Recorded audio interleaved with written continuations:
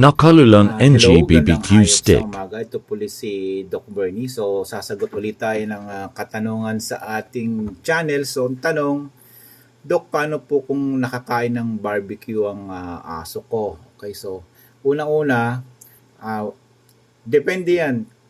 Tignan mo muna yung aso mo kasi hindi naman natin alam kung buong stick yun o kapiraso lang ng stick.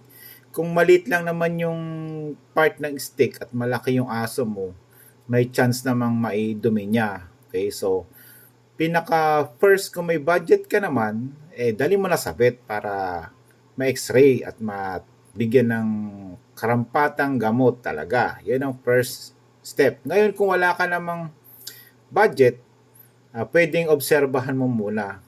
Obserba mo yung aso mo, tingnan mo yung dumi niya in 12 hours. Okay?